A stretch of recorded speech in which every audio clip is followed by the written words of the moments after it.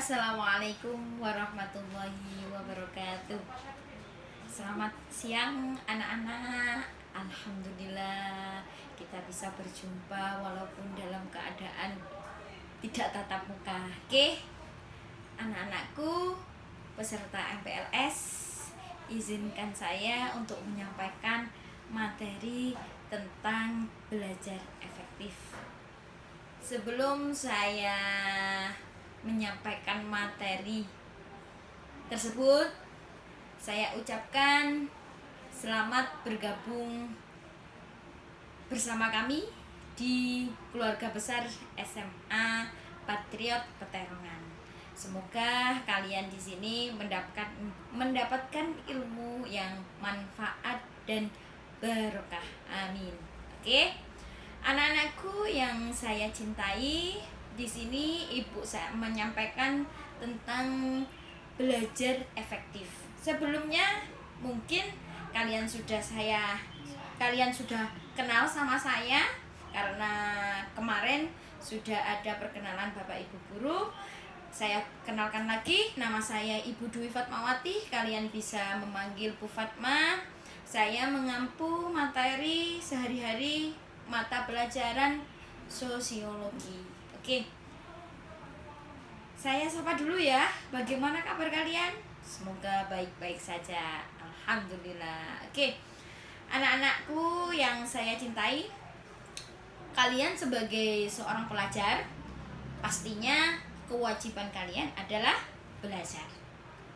Nah, sekarang masalahnya belajar yang bagaimana, Ibu? Saya jelaskan nanti belajar efektif.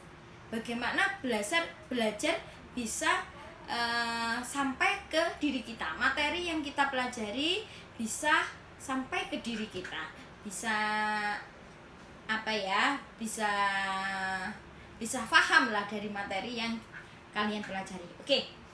Pengertian belajar efektif.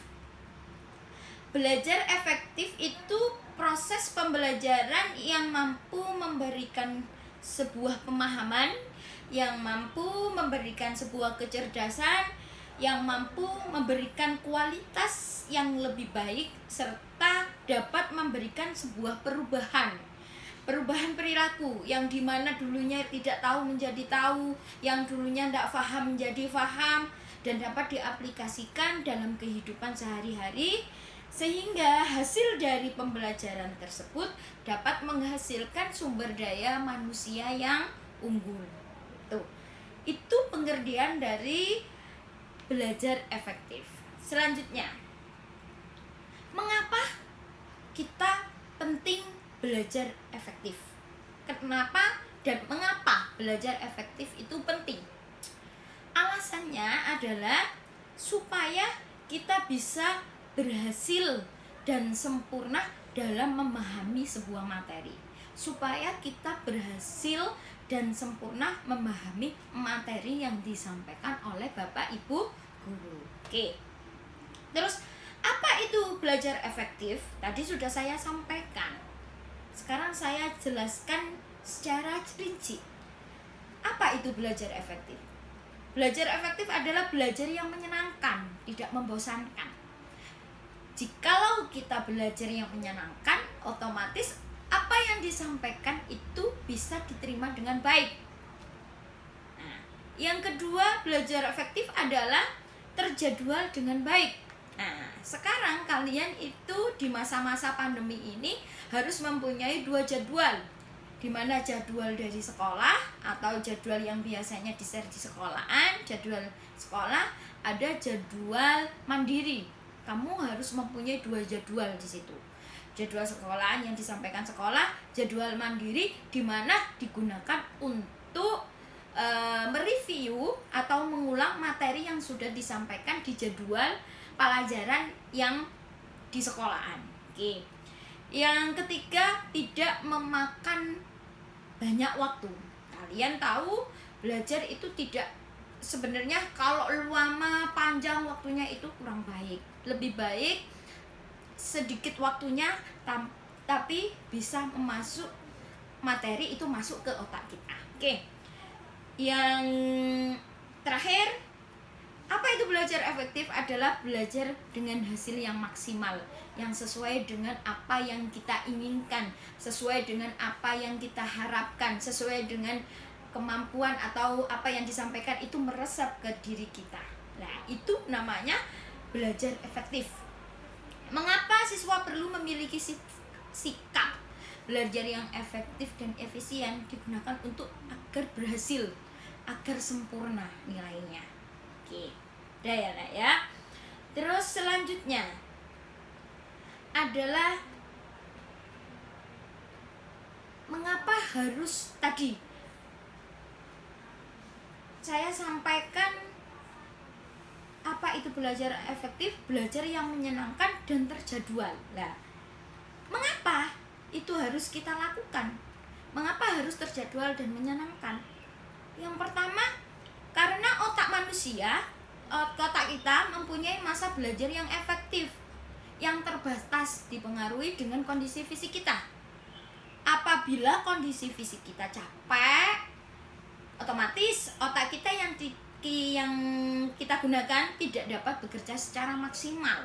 Jadi kondisi fisik itu mempengaruhi pembelajaran kita, belajar kita. Kalau kita capek, otomatis otak tidak bisa menerima secara maksimal. Kalau otak kita tidak bisa bekerja dengan maksimal, maka informasi yang kita terima tidak dapat disimpan dengan baik dan pada ingatan kita. Lali istilahnya ya.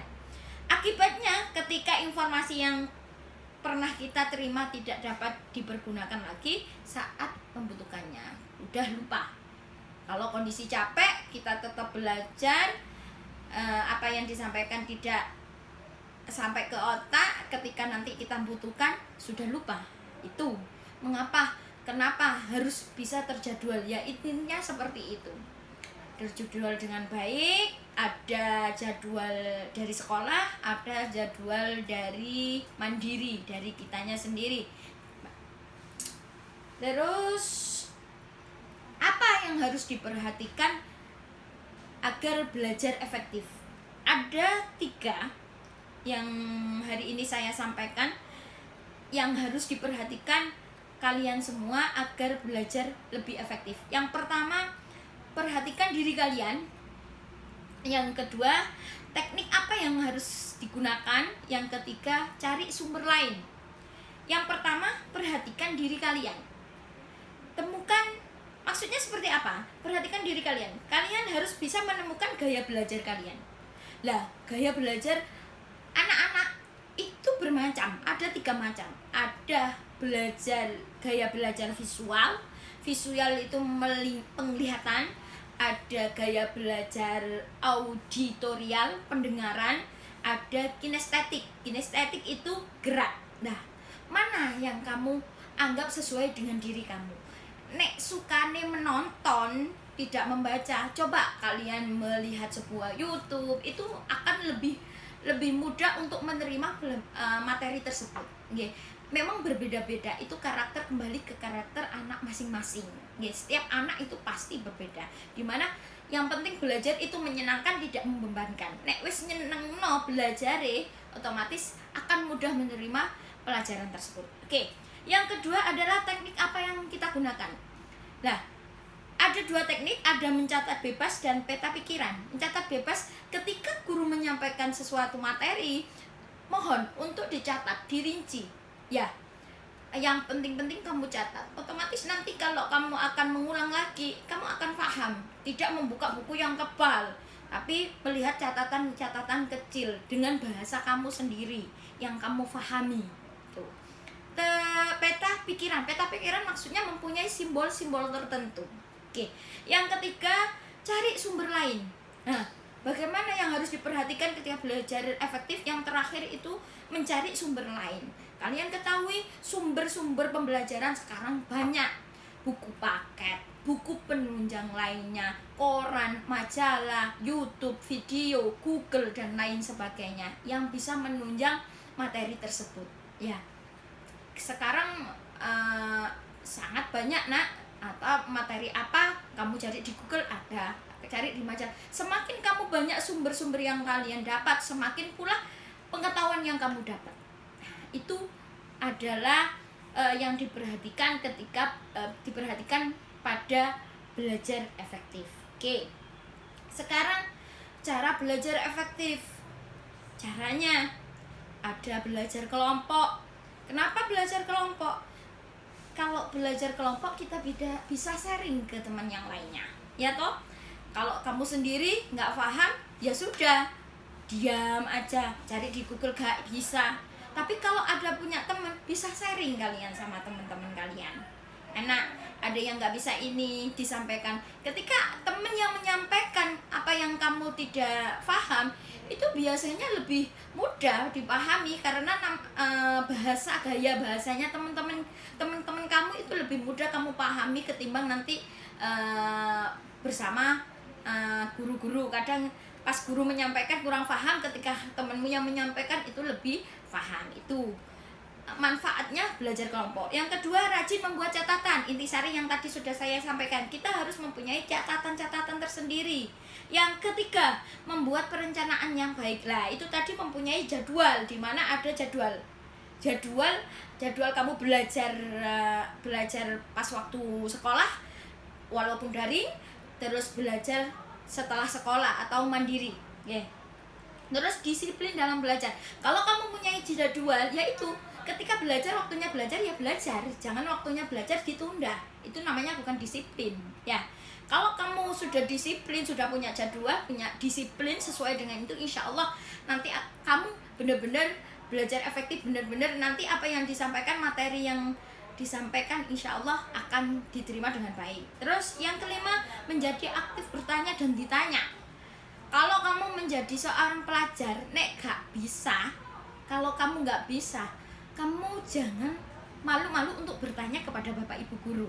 Karena ketika Bapak Ibu guru ditanya sama seorang murid itu lebih senang. Karena apa? Oh, berarti anak saya ini benar-benar memperhatikan. Nah, ada pepatah malu bertanya sesat di jalan. Lah, itu nanti kalau kamu nggak iso, nggak takut, ya akhirnya gimana? Nggih, jangan gitu. Dan ditanya. Kalau kamu bertanya, ditanya, itu bagus. Belajar dengan serius dan tekun, otomatis harus belajar benar-benar serius. Waktunya belajar ya jangan bermain HP. Waktunya serius ya serius, tekun sesuai, nggih. Terus hindari belajar berlebihan yang tadi, nggih. Kalau kalian biasanya belajar kalau pas waktu ujian itu tidak baik. Karena apa? Belajar menteng sudah capek, akhirnya pas waktu ujian sudah lelah. Apalagi malah tambah pikirannya sudah kemana-mana. Ya. Terus jujur dalam pengerjaan. Ulangan ujian itu juga termasuk cara belajar efektif. Biar apa? Biar apa yang kita dapat, kita kalau ujian sesuai dengan kemampuan kita tahu, oh saya kurang mampu di bidang ini. Tapi kalau ujian sudah tidak jujur dengan nilai bagus, kamu sudah enak, lebih baik nyontoh saya nggak belajar lah. Itu tidak bagus, ya. Terus mendengarkan penjelajaran guru dengan baik, jangan malu untuk bertanya tadi, kerjakan PR sesuai dengan jadwal, selalu mengulang pelajaran. Yang tadi harus ada jadwal mandiri, cukup istirahat, itu penting karena otak kita juga perlu istirahat. Semakin otak kita fresh, semakin pula mudah untuk menerima pelajaran tersebut. Niat yang sungguh-sungguh dan fokus istilahnya, ya. Fokus dalam artian ketika kamu belajar ya sudah fokus belajar, jangan fokus yang lainnya. Kalau fokus antara satu dengan yang lain itu tidak baik, pasti tidak nyambung. Okay? Fokus itu juga sangat-sangat penting. Oke. Dari itu terus sekarang belajar pada masa pandemi. Ada dua kemungkinan, ada pembelajaran dengan moda daring, ada pembelajaran tatap muka terbatas. Ya, kalau model daring itu pembelajaran sesuai tapi berada di rumah. Tapi kalau pembelajaran tatap muka sudah bisa tatap muka tapi terbatas hanya beberapa anak. Oke.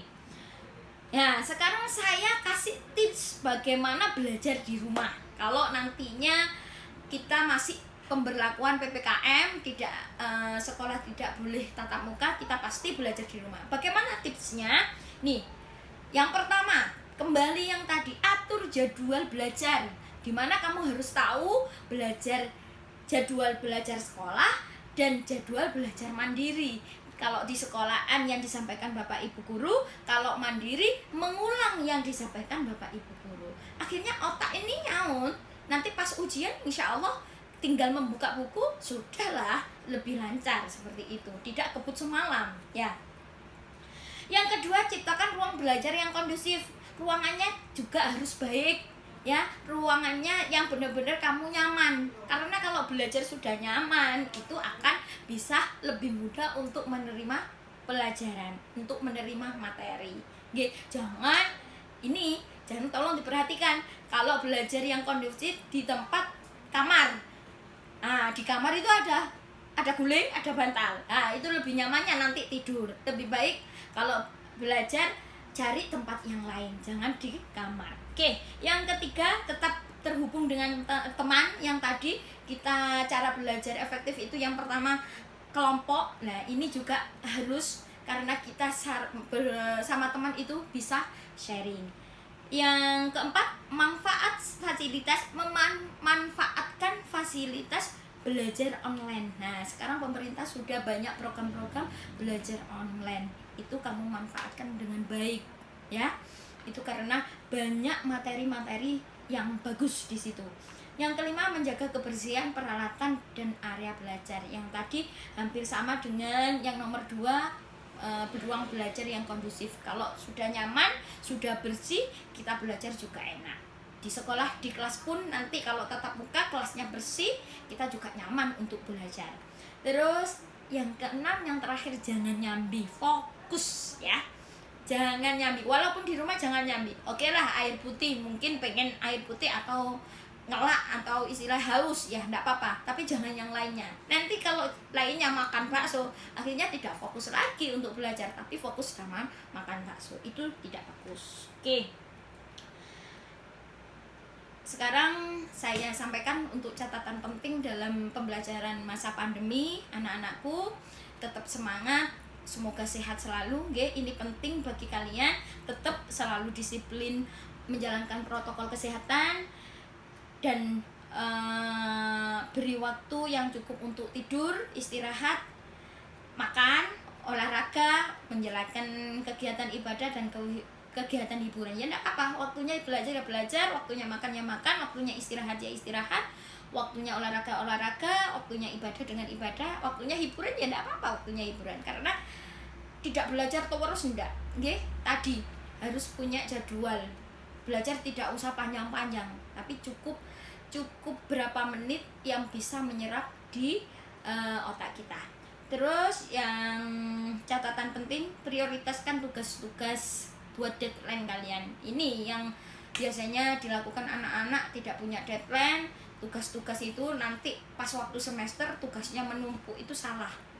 Apa yang ditugaskan Bapak Ibu guru hari ini, kerjakan. Jangan ditunda-tunda. Tunda-tunda itu menjadikan kita malas. Itu nanti akan membebani di lain hari. Karena tugas satu belum selesai, tugas lagi. Nah, kalau tugas satu sudah selesai, dikasih tugas, oke, gak masalah. Ya, itu. Terus atur waktu untuk mengulang langsung bahan pelajaran setelah pembelajaran. Nah, itu tips atau catatan penting yang tadi. Sesuaikan jadwal, punya jadwal mandiri. Di samping jadwal dari sekolah, punya jadwal mandiri. Oke, dari ini yang saya sampaikan, semoga setelah saya sampaikan kamu bisa belajar dengan efektif, belajar dengan baik dan benar, bisa membawa manfaat buat kalian, merubah kalian lebih baik lagi. Sekian dari saya mohon maaf apabila ada kata-kata yang kurang